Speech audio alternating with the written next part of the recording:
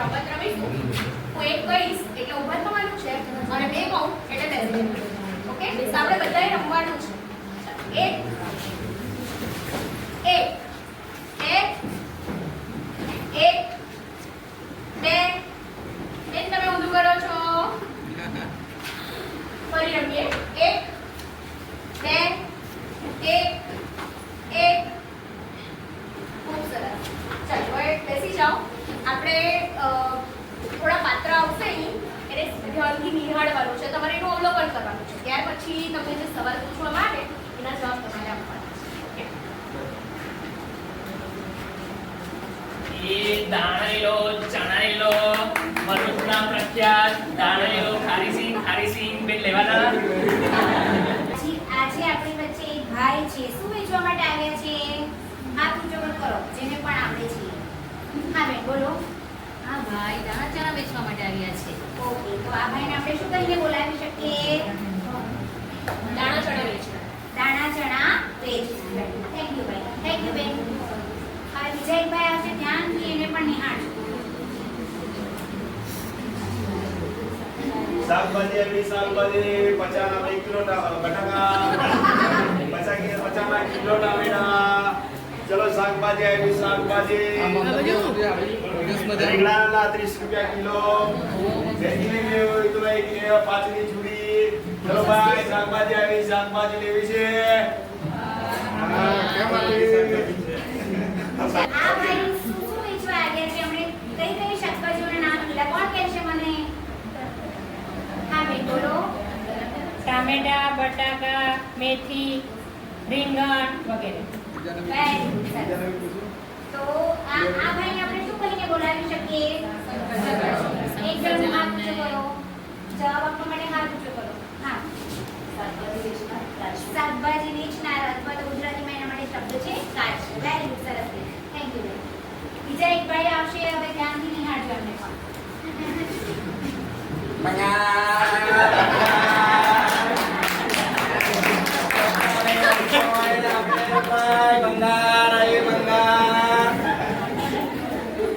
Rubber plastic બારોબાર બંગાર.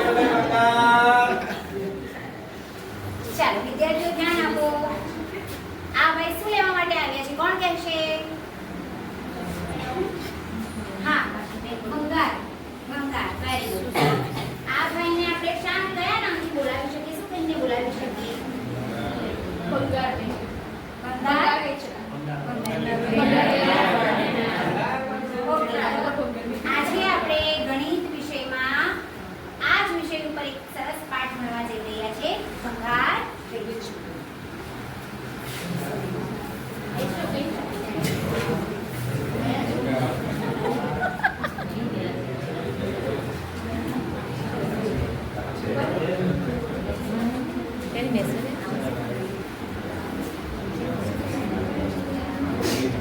અધ્યયન નિષ્પત્તિ છે અમારા પાઠ માટે. વાસ્તવિક જીવનની પરિસ્થિતિઓ સાથે જોડાયેલ કયા પરીક્ષાના ગુણાકાર ભાગાકારના આધારિત વ્યવહાર ક્રિયાઓ ઉકેલી છે. અને અમે પૂર્વજ્ઞાનની ચકાસણી તમે જોયું કેવી રીતે કરી છે. અને હવે વિષય વસ્તુની રજૂઆત છે તે પણ અમે પાત્ર અભિનય દ્વારા કરવાના છીએ. શીતલબેન. અરે ઓ ભાઈ ઉભા રહેજો. આ બધું શું હા લે શું ભાવ આપો છો? પેપર એમ 6 રૂપિયા કિલો છે. ભાવ બહુ ડાઉન થઈ ગયો છે. વજન કરીને આપો તો કેટલા થશે? બસ આટલી છે, બીજી નથી. ના ઠીક છે. જોતા નહીં વજન મારે મારો 5 કિલો છે. 5 કિલો પ્રમાણે કેટલા આપશો? આના છે ને 6 રૂપિયા કિલોનો ભાવ છે ને આ 5 કિલો છે. બરોબર છે, અહીં મૂકી દો. હા મૂકી દો. ચાલો આ ભાઈ હવે મૂંઝાયા છે. આપણે એમને મદદ કરી. ચાલો સૌથી પહેલા જુઓ કે એમણે શીતલબેન શું લઈને આવ્યા છે? પસ્તી. બરાબર. તો પસ્તીનો 1 કિલો પ્રમાણેનો ભાવ કેટલો છે? 6 રૂપિયા. જેને યાદ હોય તે હાથ ઊંચો કરો. હા ને બોલો. 6 રૂપિયા. તો 1 કિલોનો ભાવ છે 6 રૂપિયા. હવે પસ્તીનું કુલ વજન કેટલું થયું છે? કોને યાદ છે?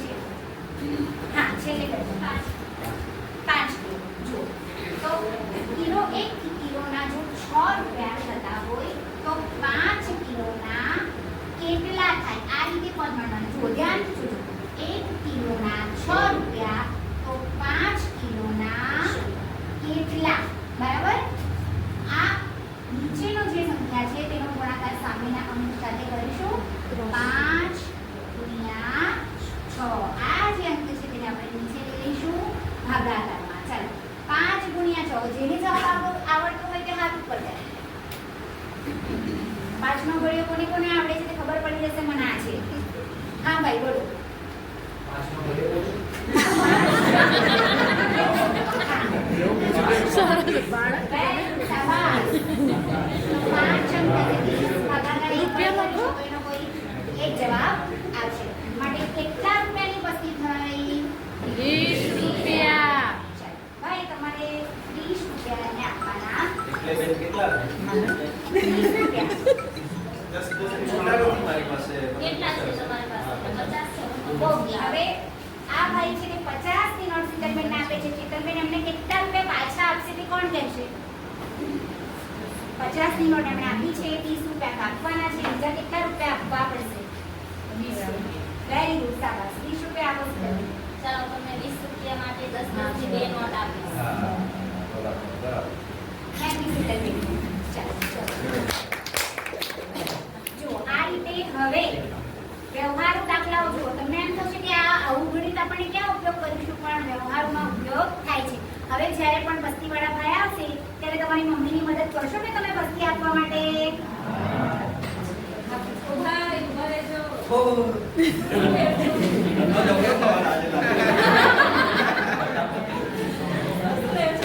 બધું ભંગારમાં બધું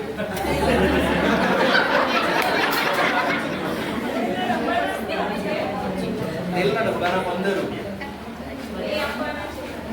ચેક કરો. 500 ડબ્બા છે. બંને બતાવો, બંને બતાવો.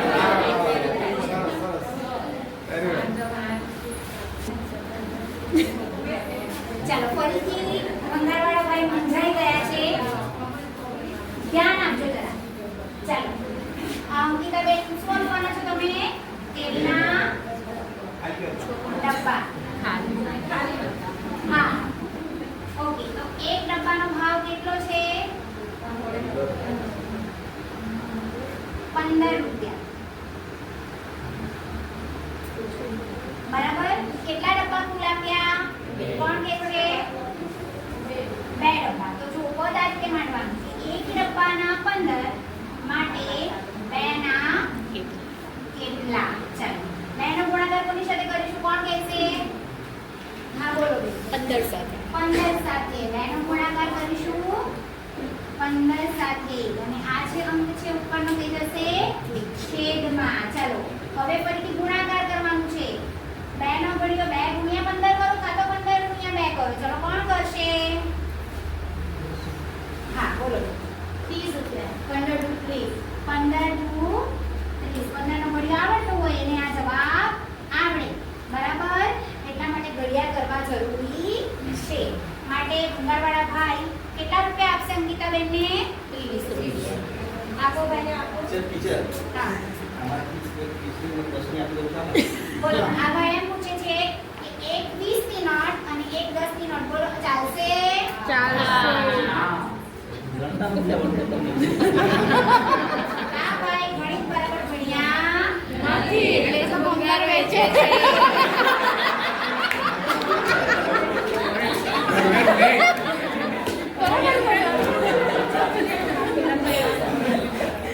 ચાલો અહીંયા આપણે સમજ મેળવી લીધી છે. હવે તો આગળ રાજનભાઈ તમને મૂલ્યાંકન કરશે.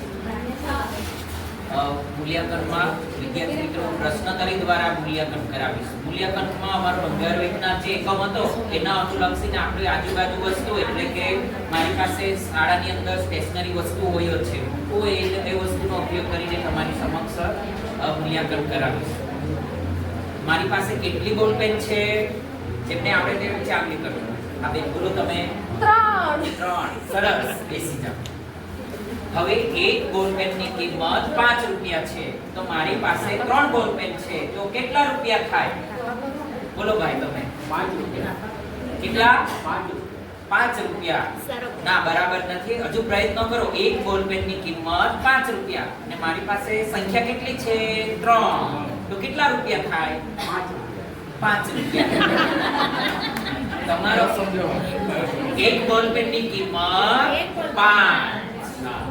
બીજી છે 5. બીજી છે 5. એટલે 5 ને 5 કેટલા થયા? 10. ને આ કેટલા થયા? 15. સરસ. હવે બરાબર. આ એક ગુણાકારમાં ગુણાકાર એટલે શું? તો ગુણાકાર એટલે પુનરાવર્તિત સરવાળો. ઘડિયા ન આવડે તો પણ આપણે ગુણાકાર કરી શકીએ.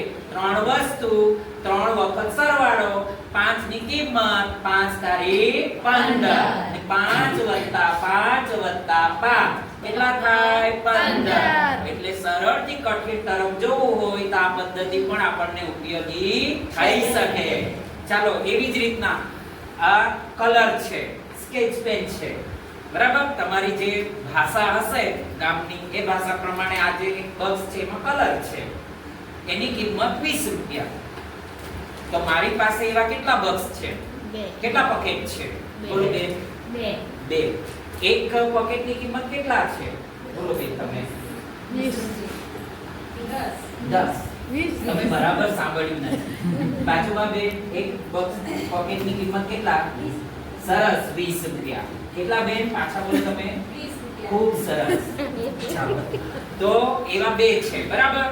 તો 2 પેકેટમાં 20 રૂપિયાના ભાવે મારી પાસે કલર છે. તો કુલ કેટલી કિંમત તમારે ચૂકવવી પડે અથવા આપવી પડે? કુલ કેટલી કિંમત થાય? બોલો બેન. 40 રૂપિયા. 40. બરાબર. કેવી રીતના બેન 40 રૂપિયા? આ 20 અને આ 20 ને 20 40. હા, આ સરવાળાની પ્રક્રિયા છે. હવે અને ગુણાકાર કરવો હોય તો બેન 20 દુ 40. 20 દુ 40. સરસ. મધ્ય. આ જ રીતે અમે સ્વાધ્યાય જે છે એ ઘડિયા કર્યા છે, કારણ કે ઘડિયા એ મોસ્ટ ઇમ્પોર્ટન્ટ છે. ગણિતમાં આગળ તમારે કંઈ પણ કરવું હોય તો ઘડિયા એ પાયો કહેવાય. તો ઘડિયા લખવા માટે અમે આપીએ. Thank you. બાળકોને એટલા બધા તમે એ લોકોને કેન્દ્રિત કર્યા કે બાળકોનું જરા પણ ધ્યાન વિચલિત નહીં થાય. આ આપણા આદર્શ પાઠનો એક પ્રથમ સિદ્ધાંત છે કે બાળકો ગમે એવું બાળક હોય જેને રસ નથી ભણવામાં, એ બાળકનું પણ અહીં કોન્સન્ટ્રેશન જળવાશે. એટલે તમારી જે પ્રિપેરેશન બહુ સારું.